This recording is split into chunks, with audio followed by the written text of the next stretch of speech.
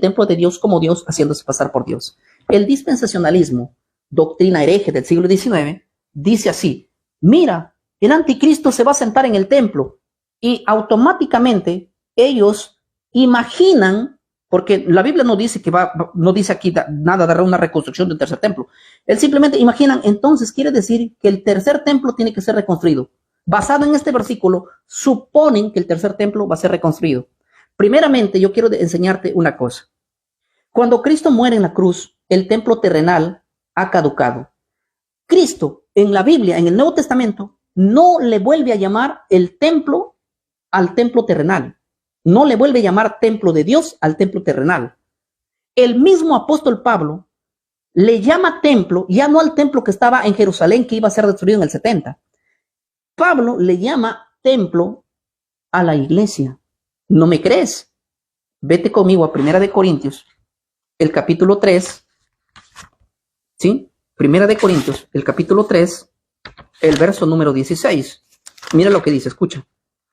¿No sabes que tú eres el templo de Dios? Estoy leyendo una versión más clara. ¿No sabes que tú eres el templo de Dios y que el Espíritu de Dios mora en ti? Si alguno destruye el templo de Dios, Dios lo destruirá a él, porque el templo de Dios, el cual eres tú, es santo. ¿Quién es el templo de Dios para Pablo? Aquí estamos hablando después de la cruz, después que el velo se rasgó en el templo, después que Cristo había dicho que ese templo ha llegado a su fin, diciendo que él era el verdadero templo. Él dijo, en palabras literales, dijo, este templo será destruido en 3 días y en 3 días mismo será levantado. Y la gente dijo, y 46 años nos ha durado y tú en 3 días lo vas a levantar, estás loco. Y Jesús estaba hablando de él, porque él es el tabernáculo. Él reemplazaría al templo terrenal, y al él reemplazar, la sombra queda anulada. No quieras levantar un tercer templo. ¿Para qué? Si no sirve de nada. Él es el verdadero templo. Ahora, aquí Pablo está diciendo, Pablo ya no nombra al templo de Dios como al templo que está en Jerusalén. Él lo nombra a la iglesia. Mira lo que dice 1 Corintios capítulo 6, versículo 19. ¿Acaso ignoras que tu cuerpo es el templo del Espíritu Santo, el cual tenéis de Dios, el cual no es vuestro? Porque ha sido comprado por sangre, por precio, por tanto glorifica a Dios en tu cuerpo. Los tales son de Dios. Él habla que el templo es tú y yo. Ahora, la pregunta que tengo que hacer es, ¿a quién le llama Pablo templo? Mira lo que dice Efesios capítulo 2. Aquí este versículo es clave para entender de cómo Pablo está mostrando que existe ahora un templo que ya no es hecho de ladrillo, ni de piedra, ni de madera, sino que hay un templo que es la iglesia. Mira lo que dice Efesios capítulo 2, lo voy a leer. Efesios capítulo 2, versículo 20. Aquí Pablo está hablando acerca del templo que ya es vigente en su tiempo. Y dice así: edifíquense sobre el fundamento de los apóstoles y profetas, siendo la principal piedra del ángulo Jesucristo mismo. A ver, ahorita les contesto dónde se sentará el anticristo. No se preocupen, mi hermano Alice. Permítame primero enseñarles a qué le llama templo el apóstol Pablo. Y aquí en Efesios 2:20 dice, edifíquense sobre el fundamento de los apóstoles y profetas, siendo la principal piedra del ángulo Jesucristo mismo. Pablo lo que está haciendo es enseñando una construcción de un edificio. Para construir un edificio, primero se buscaba la piedra del ángulo, la piedra donde iba a soportar todo el peso del edificio. Y esa piedra, Pablo aquí dice que esa piedra de construcción, Pablo está construyendo un templo nuevo. Pablo dice, esa piedra del ángulo es Jesucristo. Los apóstoles y los profetas son las columnas donde va a ir a sentar el templo. ¿Sí? Edifíquense sobre el fundamento de los apóstoles y profetas. Ellos son el fundamento. La piedra del ángulo es Cristo. Luego vienen los apóstoles como los pilares, apóstoles y profetas. Nota que él en su mente te está enseñando que es el nuevo edificio, el nuevo templo que está construyendo el Señor. Y nota lo que dice el verso número 21, en quien todo el edificio, bien coordinado, va creciendo para ser un templo santo en el Señor. Pablo está diciendo que Cristo es la piedra del ángulo, los apóstoles son las columnas y los profetas las columnas, y donde todo el edificio, que es la iglesia, va creciendo, ¿sí? No se va a caer porque tiene buenas columnas. Las columnas no se caen porque están sobre la piedra del ángulo. Y la iglesia está arriba, o sea, está ¿qué? Edificada sobre buenos fundamentos, porque son profetas y apóstoles, y sobre una buena piedra del ángulo. Pero la iglesia es ahora el nuevo templo de Dios, porque dice el versículo 21, en quien todo el edificio bien coordinado va creciendo para ser un templo santo en el Señor. ¿Sí? En quien vosotros también sois juntamente edificados para morada de Dios. ¿Quién es el templo después de la anulación del templo terrenal en la tierra? ¿Quién es el templo? Respóndanme. Escríbame un comentario ahí. ¿Quién es el templo en la mente de Pablo? Si el templo de Jerusalén quedó caducado en la muerte de Cristo, el ministerio sacerdotal arónico fue caducado en la muerte de Cristo, ahora Cristo toma el papel de sumo sacerdote y asciende al cielo, al verdadero templo. Ahora Pablo habla de un templo nuevo y dice que ese templo nuevo, bien coordinado y edificado, cuya piedra del ángulo es Cristo, cuyo el fundamento son los apóstoles y cuyo edificio todo va bien coordinado, soportando sobre buenas columnas y buena piedra del ángulo. ¿Quién es la iglesia? La iglesia es el nuevo templo de Dios. La iglesia es el nuevo templo de Dios. Claro que sí, Wendy Hernández. Claro que sí, Reinaldo. Ahora, la pregunta que ustedes me hicieron es la siguiente. ¿Dónde se va a sentar el anticristo? ¿Dónde se va a sentar el hombre de pecado? ¿Sobre quién? ¿Sobre el templo de Jerusalén? ¿Cómo? Si ni existe. Segundo, ¿hay promesa de reconstrucción? ¿Para qué? En los planes de Dios ese templo está caducado. Entonces, ¿sobre quiénes quiere sentarse el anticristo? ¿Sobre quiénes quiere sentarse el hombre de pecado? ¿Sobre quiénes quiere sentarse? El problema tuyo es que cuando tú lees en la Biblia que el hombre de pecado se sentará en el templo, permíteme decirte lo siguiente, que tu mente es así como yo ahorita estoy sentado en una silla, mira. Tú piensas que un hombre se va a sentar va a poner su trasero en una silla y tú piensas que el hombre de pecado se quiere sentar en el templo, porque en tu mente tuya es que el templo de Dios está en Jerusalén. No, no, no. El templo de Jerusalén ha caducado. El hombre de pecado lo que va a hacer es querer sentarse y se va a sentar sobre el nuevo edificio construido que es la iglesia. Pero tú me dirás, ¿cómo es que se va a sentar? La palabra sentar en profecía no es lo que yo estoy aquí, puesto el trasero en una silla, no. Mira, la palabra sentar en profecía es diferente. Te voy a enseñar lo que es sentarse sobre algo. No es literal, mira. Acompáñame conmigo. Voy a citar dos profetas. Primer profeta que voy a citar es Isaías, el capítulo 40. Isaías 40, versículo, dice así, el versículo 22. Isaías 40, 22 dice así: Dios está sentado en el círculo de la tierra. La pregunta que te tengo que hacer es la siguiente. ¿Dios está sentado aquí arriba en el globo terráqueo? Porque aquí dice el texto, Dios está sentado en el círculo de la tierra. Y la respuesta es no, Dios está en su trono, ¿verdad? Dios está en el tercer cielo. Entonces, ¿por qué aquí dice Dios está sentado en el círculo de la tierra? ¿Sabes por qué dice ese pasaje?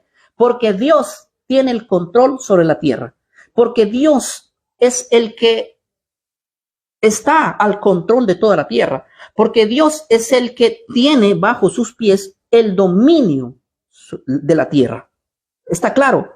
La manera de estar sentado sobre algo es dominar ese algo, señorear a ese algo. ¿No me crees? Vamos al libro de Apocalipsis para que te muestre cómo la gran ramera, el hombre de pecado, la mujer que es el mismo poder, se va a sentar sobre la iglesia y no sobre un trasero allá en una silla, en un templo que supuestamente va a ser reconstruido. Esa es la interpretación dispensacionalista, un sueño, todas sus herejías. Apocalipsis, el capítulo 17. No voy a leer muchos versos, voy a leer dos más nomás. Porque ustedes dicen, si no hay 3 versículos, no creo. Bueno, le voy a poner 3 versículos. Hay más, pero solamente como ejemplo. Capítulo 17 del libro de Apocalipsis, dice así, el versículo 1. Vi entonces uno de los 7 ángeles que tenía las 7 copas y habló conmigo diciendo, ven acá y te mostraré la sentencia contra la gran ramera, la que está sentada sobre muchas aguas. ¿Cómo es que una mujer ramera está sentada sobre muchas aguas? En el libro mismo de Apocalipsis, el versículo 15 dice, y dijo también, las aguas que has visto, donde se sienta la ramera, son pueblos, muchedumbres, naciones y lenguas. La palabra sentarse sobre algo en profecía es que esta mujer va a dominar, va a tener un control sobre ella, va a tener autoridad sobre esas personas, lo va a señorear de alguna manera. Aquí hay una mujer sentada sobre aguas. De la misma manera, el hombre de pecado lo que va a hacer es sentarse sobre la iglesia, controlarla, llevarle a una persecución, llevarle a como que él fuese el Señor. Se le dio autoridad a este personaje por un tiempo de tener el control sobre la iglesia. ¿Está claro? Así que no esperes que un anticristo, entre comillas, como te enseñó tu pastor en el dispensacionalismo, venga y se siente en un tercer templo reconstruido. No esperes eso. Hoy, el anticristo lo que va a hacer es querer tener el dominio sobre la iglesia. ¿Sí? Mira lo que dice Apocalipsis 17:3. Y me llevó en el espíritu al desierto y vi a una mujer sentada sobre una bestia escarlata. ¿Sabes qué? Esta mujer estaba sentada sobre una bestia escarlata. ¿Qué significa? Te hago una pregunta. Cuando tú montas sobre tu carro, ¿quién es el que manda? ¿Quién es el que dirige? ¿Quién es el que guía? ¿El carro te lleva a ti por donde tú quieres o tú llevas al carro por donde tú quieres? El carro no puede ir por donde tú quieres. Tú estás manejando y tú dices, bueno, a la izquierda, y el carro dice, no, yo quiero ir a la derecha y voy a la derecha. No. El carro va por donde el conductor lo guía. En la antigüedad, cuando alguien montaba sobre algo, sobre un animal, sobre una bestia, dominaba él al animal. Y esto es hasta hoy, ¿verdad? Tú montas un caballo, un burro, lo que sea, y tú señoreas sobre eso. Sentarse sobre algo es tener el control sobre ese algo, es tener poder sobre ese algo, es tener dominio sobre ese algo. Entonces, tú no esperes a un anticristo del futuro, a una persona del futuro queriendo venir y sentarse allá en el templo. No, tú espera a un poder querer dominar a la iglesia. Esa es la profecía, porque el templo terrenal ha caducado, ¿sí? Ahora yo quiero decirles, quiero ir terminando bueno, si están compartiendo, hasta motívenme un poquito para seguir. Si no, también ya me voy a comer, estoy de hambre, ni como también. Ahora, les explico así. Escuchen bien. Yo les voy a decir algo interesante. En la Biblia, en el libro de Daniel, aparece el cuerno pequeño, ¿sí? Este mismo cuerno pequeño, Pablo le llama el hombre de pecado. A este mismo poder, Apocalipsis le llama la bestia que sube del abismo, también le llama la primera bestia de Apocalipsis 13. O sea, yo quiero que comprendan que cuando ustedes se encuentran con estos nombres, no está hablando de diferentes poderes, está hablando del mismo. Daniel, ¿cómo le llama? El cuerno pequeño. ¿Cómo le llama Pablo? El hombre de pecado. ¿Cómo le llama Juan? En el Apocalipsis le llama la primera bestia, la bestia que sube del abismo, también le llama Juan, en Apocalipsis 11, si no mal recuerdo. Ese es el mismo poder. Yo voy a parar aquí nomás el video. En el próximo video voy a enseñarles de cómo es que estos acontecimientos sucedieron tanto en el pasado como van a volver en el presente. Pero voy a decirles lo siguiente, mis hermanos, el cuerno pequeño no es otro poder que el imperio de la iglesia que salió de Roma. Es la iglesia que está ubicada hoy en el Vaticano. Es el que persiguió a los santos del Altísimo desde el 538 hasta 1798. ¿Sí? Ese es ese poder. Y prepárate, mi hermano. Te lo digo en serio.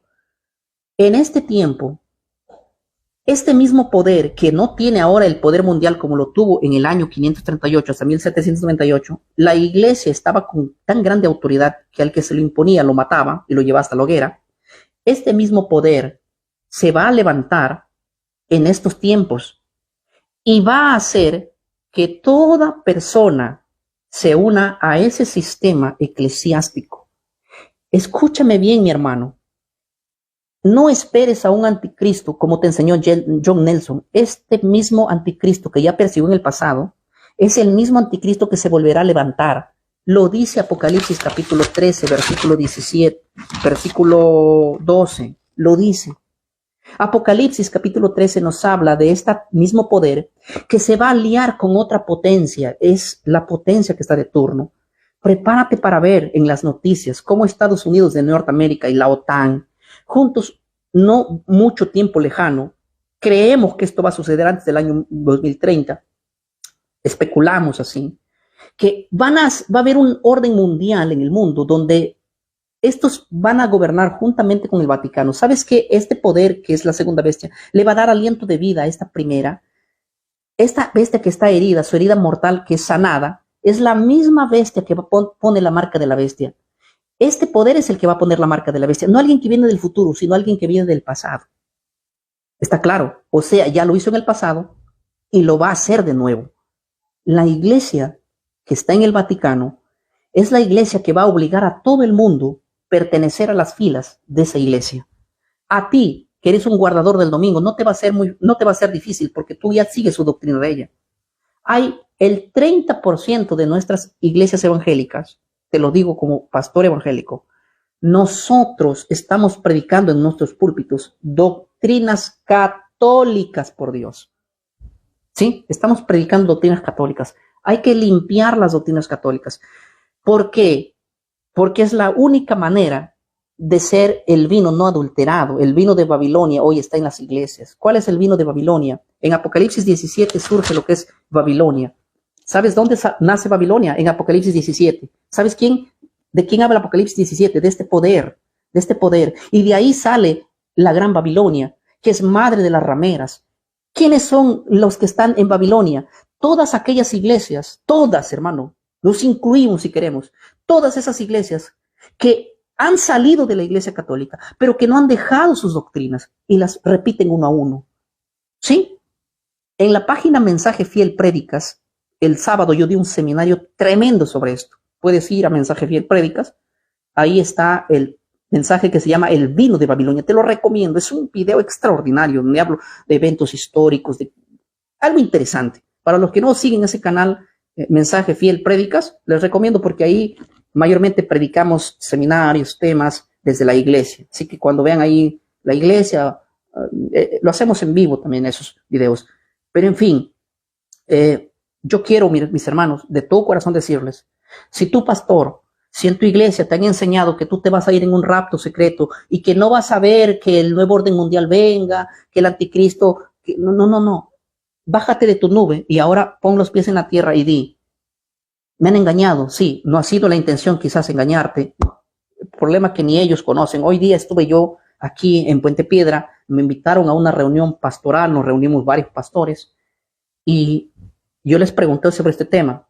Y el gran problema, mis hermanos, es que los pastores de Lima, Perú, no conocen estas doctrinas, están en cero. Y yo digo, si los propios pastores no conocen estas doctrinas, ¿cómo estará el pueblo? Y eso a mí me preocupa, porque hoy, sinceramente, hago una crítica constructiva. Nos hemos dedicado en las iglesias a danzar, arracata, y sueño. Todos los días que tenemos que contar, sueño. El Señor me dijo, el Señor me está diciendo, sueño y por acá y sueño por allá.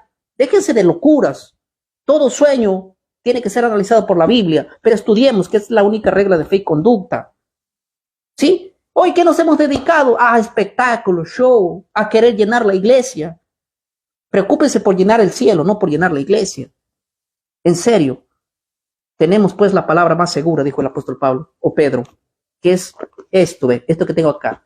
Yo no lo creo a un pastor cuando me dice, el Señor me está diciendo, anoche tuve un sueño y el Señor me dijo, no, yo no lo creo. Lo dudo mucho.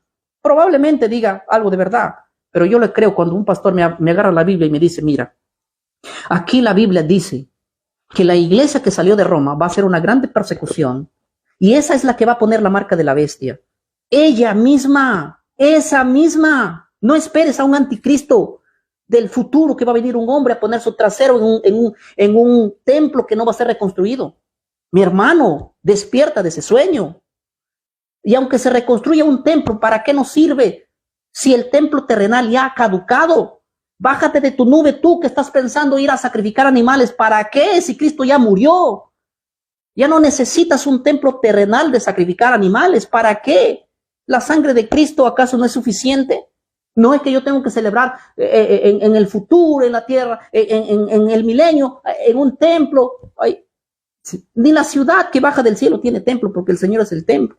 Y tú queriendo construir ruinas ya, que el Señor ha dicho, vuestra casa os quedará desierta y no me veréis hasta que aquel día que digan, bendito el que viene en el nombre del Señor. Ni en el futuro está establecido un templo terrenal. Y tú queriendo... Yo conozco gente que el otro día tuve conversando con un hermano y dice, yo estoy dando ciertas donaciones para que se construya el tercer templo en Jerusalén, allá, para que le dije, mi hermana, si quieres dar donaciones, pues mándanos para comprar una mejor cámara y transmitir mejor, deja de apoyar algo que es un sueño, una locura. Pero yo te voy a decir algo muy interesante, mi hermano, te lo digo en el amor del Señor, tú vas a estar vivo para ver con tus ojos el nuevo orden mundial, porque esto no va a demorar mucho. El 19 de mayo del año del 2019, se iba a reunir el Vaticano con varias denominaciones para hablar sobre este punto. ¿Sí? Están queriendo hacer la unificación de las iglesias. 3 religiones potentes. ¿Sí? El judaísmo, ¿verdad? Los musulmanes y el cristianismo. ¿Saben qué? En el cristianismo el representante es el Papa. Y él, aunque te parezca mentira, una sola denominación en el mundo, o sea, en el cristianismo va a haber la Iglesia Católica. Yo sé que tú no vas a querer ser católico igual que yo, pero hay muchas iglesias que están en el ecumenismo, que practican las mismas doctrinas de la iglesia. ¿Sí? Esta iglesia va a ser la que pone la marca de la bestia. Otro día, aunque yo hice 3 videos de aquí, la marca de la bestia parte 1, la marca de la bestia parte 2, la marca de la bestia parte 3, ahí están, puedes buscarlo.